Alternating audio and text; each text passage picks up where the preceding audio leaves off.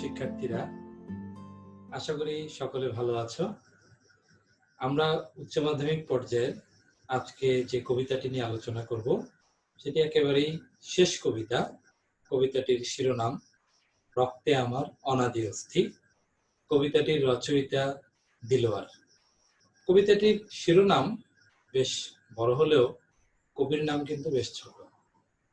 আমরা সাধারণত আমাদের নিজেদের নাম কিংবা কবি সাহিত্যিক প্রায় সকলের নামের মধ্যে একটা সাধারণ বৈশিষ্ট্য দেখি যে প্রত্যেকের নাম ন্যূনতম দুইটা শব্দ থাকে, একটা তার বংশগত পদবী আর একটা তার নামের প্রধান অংশ।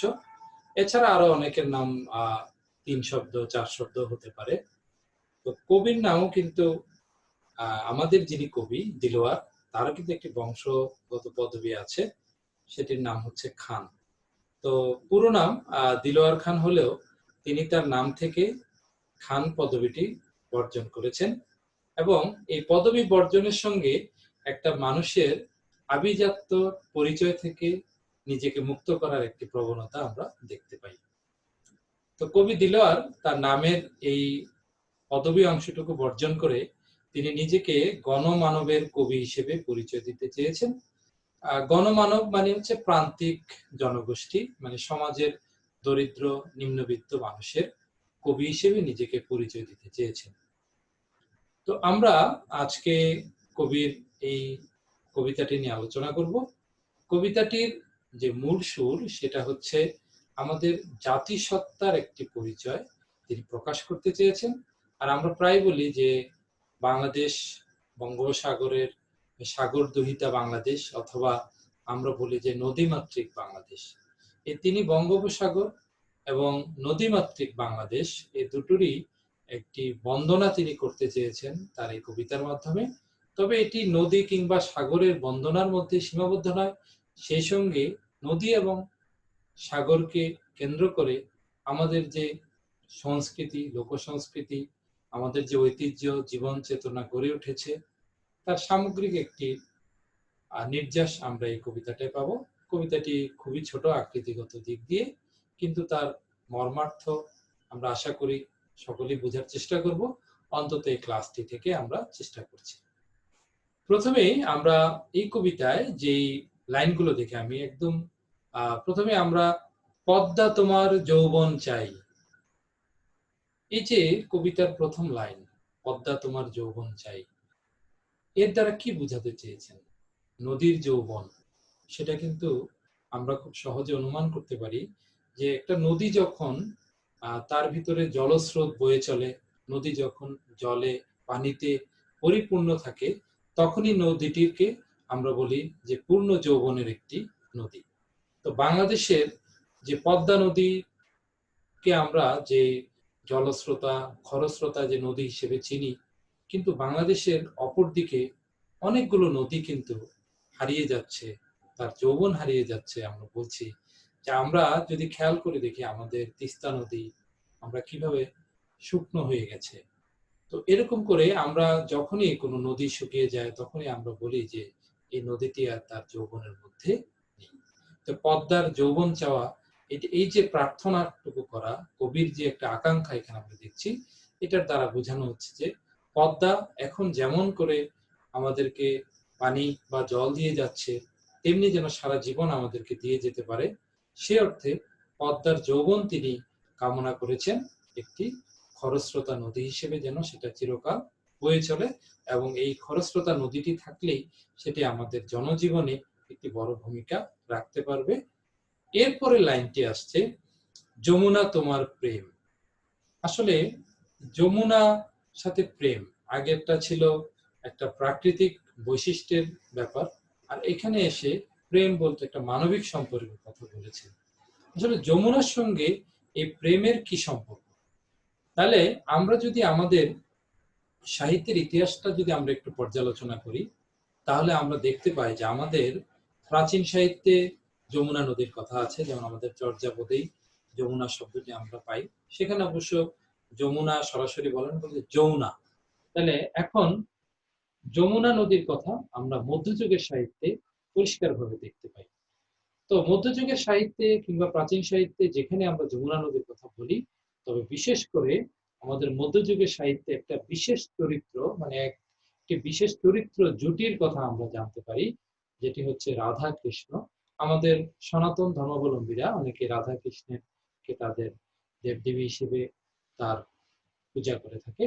তো আমরা আমাদের সাহিত্যে কিন্তু তাদেরকে পেয়েছি একটি অমর সৃষ্টি হিসেবে।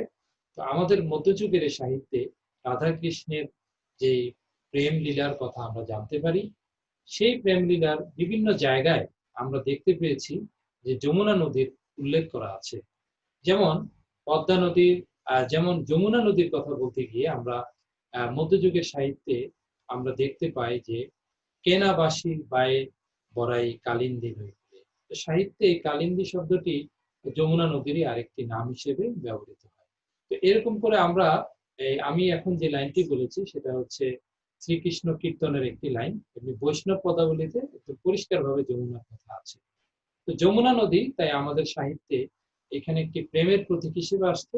এবং আমরা এই যমুনা নদীটিকে যদি আরো বেশি পরিষ্কার করে দেখতে চাই, যে আমরা যদি মধ্যযুগের আমাদের ভারতবর্ষের অমর সৃষ্টি তাজমহলকে আমরা যদি দেখি, সেখানে কিন্তু আমরা দেখি যে তাজমহলটি যমুনা নদীর তীরেই কিন্তু দাঁড়িয়ে আছে।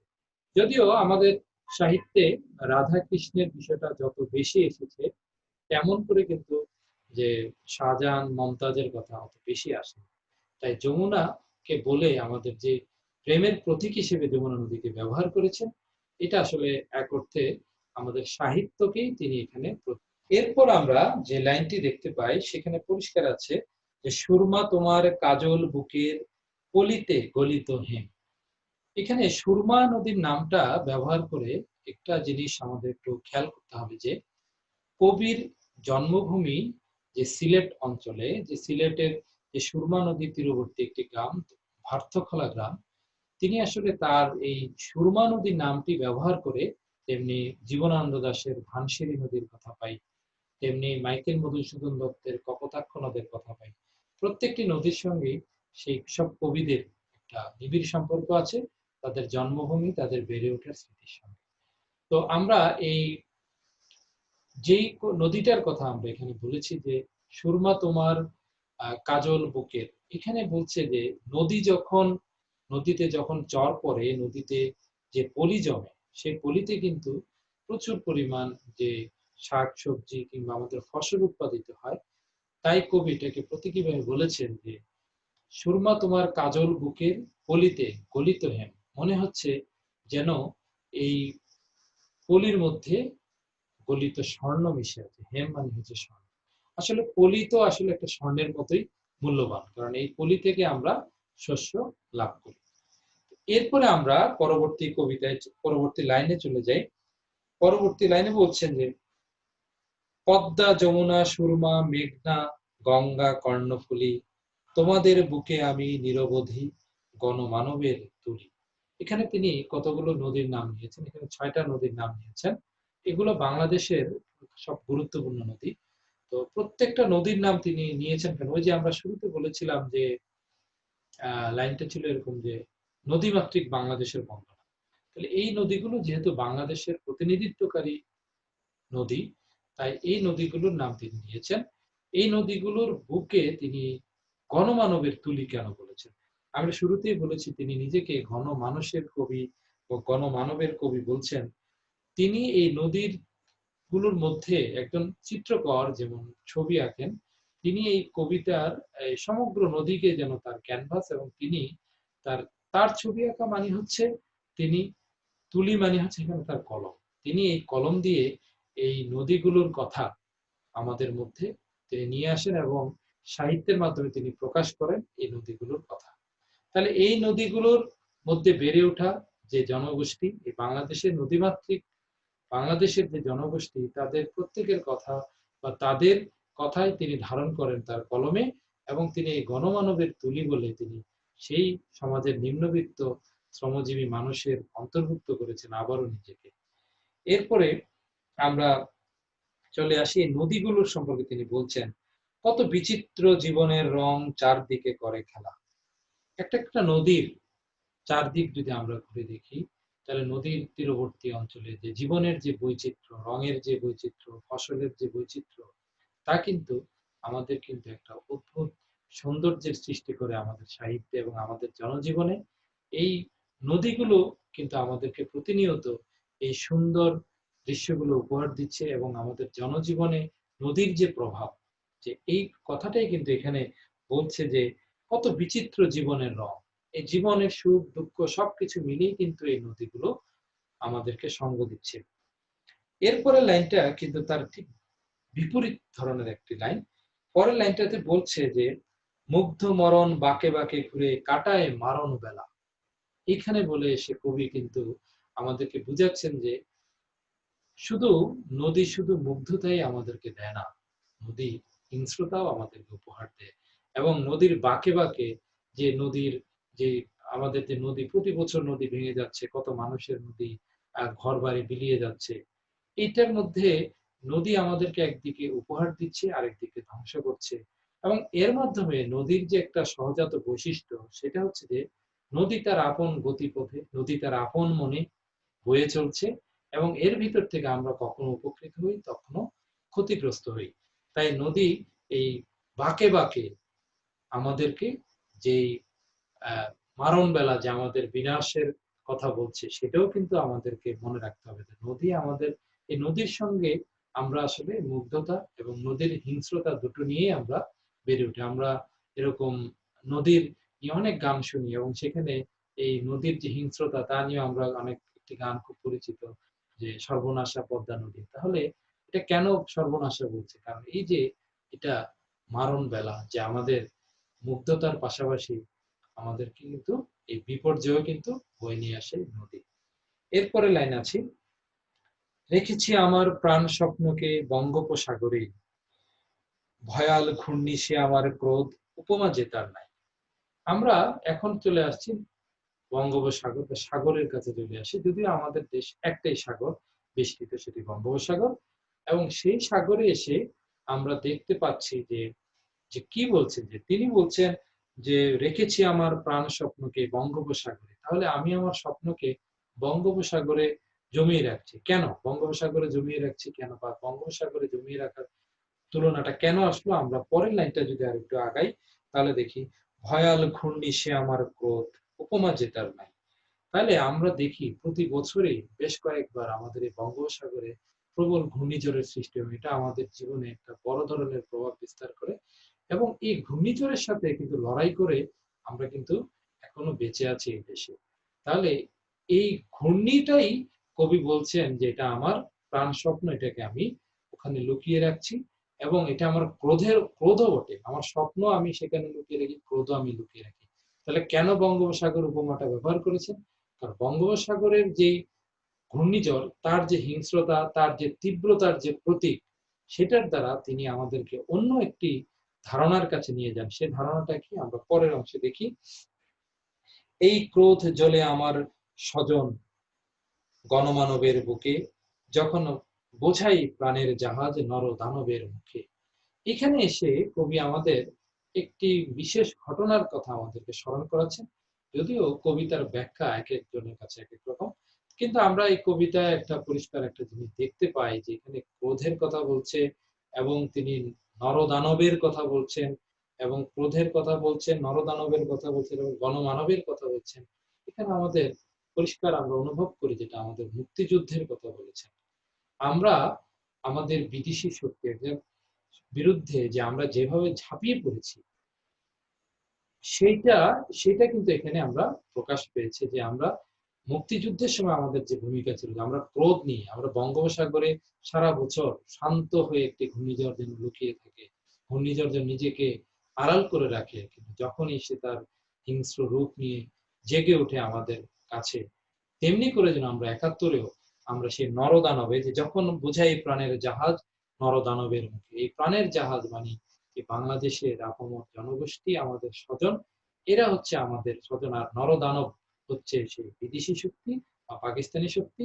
তাদের বিরুদ্ধে আমরা যখন দেখেছি এই নরদানবরা যখন আমাদের প্রাণের জাহাজকে আগ্রাসন, অর্থাৎ তারা খেয়ে ফেলতে চাচ্ছে বা তারা মানে এটাকে ধ্বংস করতে যাচ্ছে, তখনই আমাদের সেই বঙ্গোপসাগরে জমানো ক্রোধ স্বপ্ন একত্র হয়ে পদ্মা সুরমা, মেঘনা, যমুনা, অশেষ নদী ও ঢেউ, রক্তে আমার অনাদি অস্থি, বিদেশে জানে না কেউ।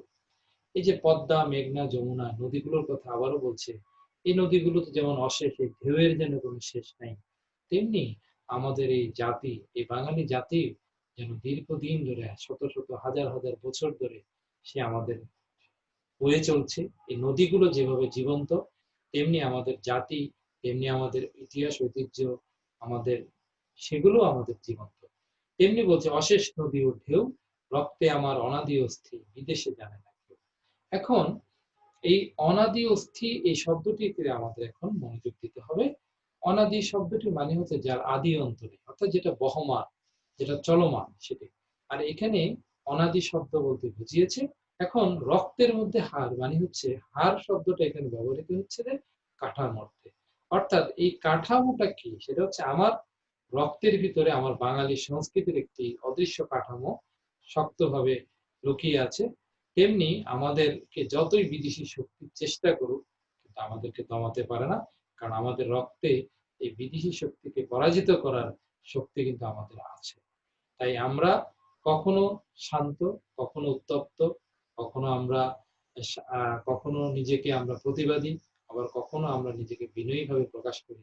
এটি আমাদের স্বভাব। তাই এই কবিতায় আমরা বাঙালি জাতিসত্তা, যে বহমানতা, বাঙালি জাতিসত্তার যে চেতনা, সেই জিনিসটাই আমরা এখানে পরিষ্কারভাবে দেখতে পাই। তো এই কবিতাটি আমরা আশা করি তোমাদের ভালো লেগেছে এবং কবিতাটির মর্ম তোমরা বুঝতে পারবে। আমাদের কয়েকটা শব্দ মনে রাখলে হবে। একটা অনাদি মানে কি, অস্থি মানে কি, এবং জাতিসত্তা শব্দটির অর্থ কি, এবং বাঙালি সংস্কৃতির ইতিহাস কি, এই কথাগুলো যদি আমরা মনে রাখি এবং আমাদের মুক্তিযুদ্ধের কথা স্মরণ রাখি, তাহলে আমরা এই কবিতাটাকে সুন্দরভাবে নিজেদের মধ্যে ধারণ করতে পারবো।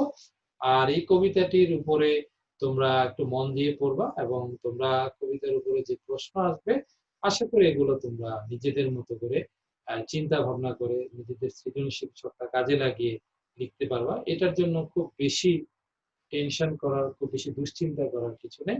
এটা খুব সহজ একটা কবিতা। এবং সবসময় কোনো গাইড বই কিংবা কোনো নোট পড়ার আগে অবশ্যই তোমার পাঠ্য বইয়ের যে কবি পরিচিতি এবং পাঠ পরিচিতিটা খুব মন দিয়ে পড়বে। এবং এটাই হচ্ছে তোমার নির্ভরশীল জায়গা, এবং পরীক্ষায় উত্তর দেওয়ার ক্ষেত্রে তোমার এই পাঠ্য বইয়ের যে অংশগুলো যুক্ত করা আছে, সেগুলোর উপরেই তোমার প্রশ্নটা, উত্তরটা নির্ভর করবে।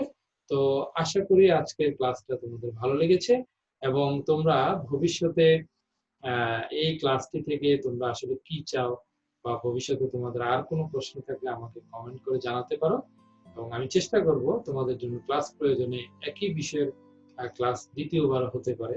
তো সেটা কোনো বিষয় নয়, তোমাদের ভালোটাই আমি চাই। আশা করি সবাই ভালো আছো এবং নিরাপদে থাকবে, সবাই সুন্দরভাবে থাকবে এবং স্বাস্থ্যবিধি মেনে চলবে। সবাইকে ধন্যবাদ।